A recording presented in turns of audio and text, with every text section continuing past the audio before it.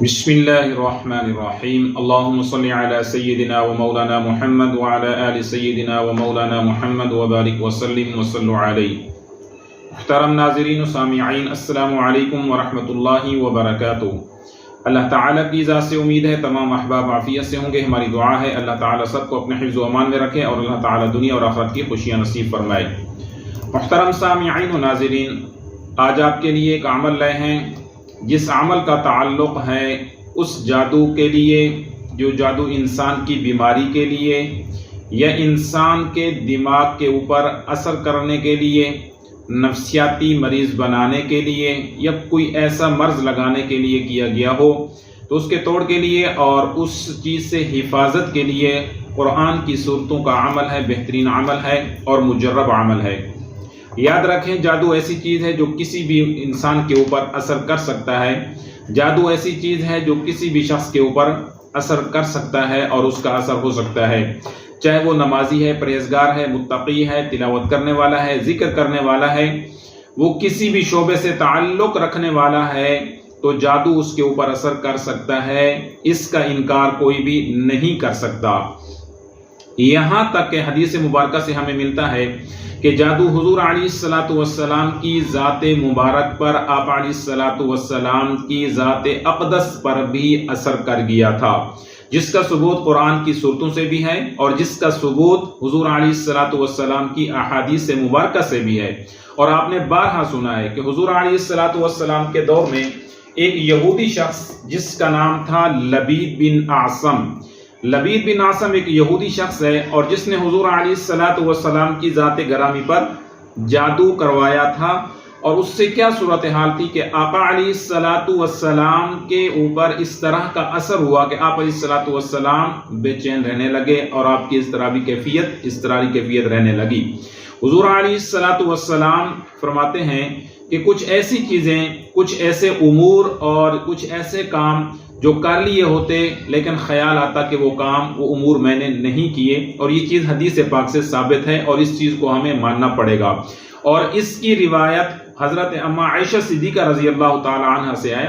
آپ رضی اللہ تعالی عنہ فرماتی ہیں کہ حضور علیہ السلام نے فرمایا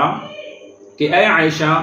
جو مجھے تکلیف ہو رہی تھی، جو میرے ساتھ تکلیف کا معاملہ چل رہا تھا، کیا تم جانتی ہو اللہ پاک نے وہ میری تکلیف کو ختم فرما دیا ہے؟ تو آپ علیہ السلام نے فرمایا اے عائشہ، وہ اس طرح کے اللہ تعالی نے خواب کے ذریعے سے مجھے وہ تمام چیزیں بتلا دیں اور اس تکلیف کے خاتمے کا طریقہ بھی بتلا دیا۔ آپ علیہ السلام نے فرمایا اے عائشہ، خواب کے اندر میرے پاس دو فرشتے آتے ہیں، ایک فرشتہ میرے دائیں طرف اور ایک فرشتہ بائیں طرف بیٹھ جاتا ہے۔ تو ایک فرشتہ دوسرے سے پوچھتا ہے کہ ان صاحب کے اوپر کیا ہے جو ان کو تکلیف چل رہی ہے؟ تو دوسرا فرشتہ کہتا ہے کہ ان صاحب کے اوپر جادو کروایا گیا ہے۔ تو ایک فرشتہ پوچھتا ہے کہ یہ جادو کس نے کروایا؟ تو دوسرا فرشتہ جواب دیتا ہے کہ ان صاحب کے اوپر جادو لبید بن اعصم یہودی نے کروایا ہے۔ پھر فرشتہ دوسرے فرشتے سے سوال کرتا ہے کہ وہ جادو کس قسم کا کیا گیا ہے اور جادو کا طریقہ کیا ہے اور اس کے اثرات کہاں ہیں اور کس طرح سے ہے؟ تو فرشتہ بتاتا ہے دوسرے فرشتے کو کہ ان صاحب کے اوپر جو جادو کیا گیا ہے وہ کنگھی کے ٹوٹے ہوئے بالوں کے ذریعے سے جادو کیا گیا، اور ایک دھاگے کے اوپر، کنگھی کے اوپر دھاگا لپیٹ کر ان ٹوٹے ہوئے بالوں کو لپیٹ کر، باندھ کر اور بھی کچھ اس طرح کی چیزیں ڈال کر ان تمام اشیاء کو ایک کنواں ہے اس کنویں کے اندر ڈال دیا گیا ہے،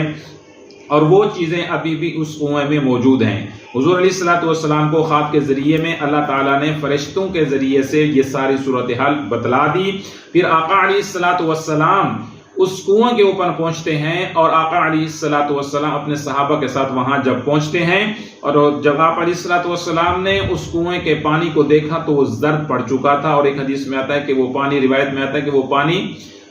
سرخ ہو چکا تھا، اور اس کنویں سے پھر وہ چیزیں نکالی گئیں، وہ کنگھی، وہ ٹوٹے ہوئے بال اور وہ دھاگا جو لپیٹا ہوا تھا اور جو اشیاء تھی جادو کی وہ نکالی گئیں، اور تب حضور علیہ السلام کے اوپر وحی کا نزول ہوا جس کے اوپر یہ دو صورتیں نازل ہوئی ہیں، سورۃ الفلق اور سورۃ الناس نازل ہوئیں، اور اس میں اس جادو کا اور آپ علیہ السلام کی اس تکلیف کا خاتمہ ان صورتوں کے ذریعے سے کیا گیا۔ اب دیکھیے کہ وہ ذات کہ جن کے لیے اللہ نے ساری کائنات کو بنایا، جن کے لیے اللہ رب العزت نے اس جہان کو بنایا، جن کے لیے اللہ تعالیٰ نے کائنات کو سجایا، جس کے صدقے سے اللہ تعالیٰ نے کائنات کے اندر یہ نعمتیں عطا کی، سب کچھ جس ذات کے لیے بنایا گیا، تو یہ جادو ایسی گندی چیز اور ایسی سخت چیز ہے کہ وہ اس ذات کے اوپر بھی اثر کر گیا، اور اللہ تعالیٰ نے آپ علیہ السلام کو بتلا بھی دیا۔ اس لیے اپنے ذہن سے یہ بات نکال دیں کہ جادو، میں قرآن پڑھتا ہوں تو جادو نہیں ہوگا، میں نماز پڑھتا ہوں تو جادو نہیں ہوگا، اور میں ذکر اذکار کرتا ہوں، نوافل پڑھتا ہوں، جادو نہیں ہوگا، تو یہ جادو سے روکنے والی چیزیں نہیں ہیں۔ اگر کوئی شخص جادو کرنے کی کوشش کرتا ہے اور آپ کے اوپر اثر ہو چکا ہے تو اس کا فوراً علاج کریں۔ ہاں، حفاظت کے لیے آپ علیہ الصلوۃ والسلام نے اعمال بتائے ہیں، قرآن کی تلاوت ہے، عبادت ہے، نوافل ہیں، ذکر و اذکار ہے، کچھ دعائیں ایسی ہیں کہ ان دعاؤں کے پڑھنے سے انسان جادو سے محفوظ رہ جاتا ہے۔ اور حضور علیہ الصلوۃ والسلام کے صحابہ کے اوپر بھی جادو ہوا۔ آپ علیہ الصلوۃ والسلام کے کئی صحابہ سے کچھ دعائیں ایسی ہیں کہ جو آپ علیہ الصلوۃ والسلام کے صحابہ فرماتے ہیں اگر یہ ہم دعائیں نہ پڑھتے تو فلاں یہودی ہمارے اوپر جادو کروا کے ہمیں ایسے ایسے بنا دیتے۔ تو جادو کا ہونا برحق ہے، جادو کا انکار کوئی شخص نہیں کر سکتا، کسی کے اوپر بھی جادو ہو سکتا ہے۔ اب آتے ہیں اس توڑ کے اوپر کہ اگر کسی کے دماغ کے اوپر، کسی کے ذہن کے اوپر، کسی کے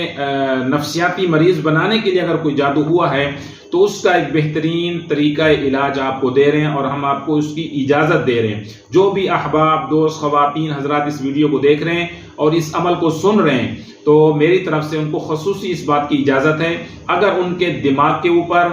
نفسیاتی طور پہ جادو ہوا ہے، ان کے دماغ کو معاف کرنے کے لیے ہوا ہے، ان کو پاگل بنانے کے لیے جادو ہوا ہے، یا اسی طرح سے وہ جادو کسی بھی شخص کو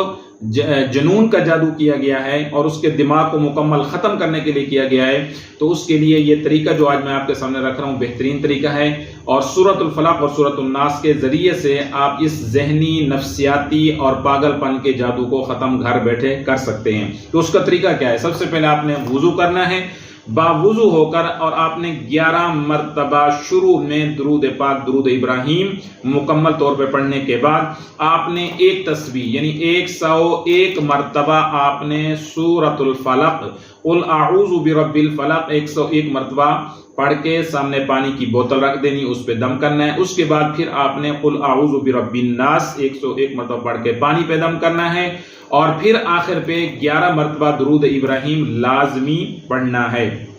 اس کے بعد اب اس پانی کو کیا کرنا ہے؟ آپ نے جس شخص کے اوپر بھی یہ مسئلہ ہے، گھر کا فرد ہے، اولاد ہے، بیٹا ہے، بیٹی ہے، رشتہ دار ہے، کوئی بھی شخص مریض ہے، والدین میں سے ہے، بڑا ہے یا چھوٹا ہے، تو آپ نے اس پانی کے ذریعے سے اس شخص کے اوپر سر سے لے کے پاؤں تک مکمل اس پانی کا چھڑکاؤ کرنا ہے۔ اور وہ چھڑکاؤ اس طریقے پہ کریں کہ آپ بوتل کے اوپر شاور لگا لیں، وہ سپرے والا، تو اس کے قمیض اتار دیں، اور قمیض اتارنے کے بعد سر سے شروع کریں پانی، پہلے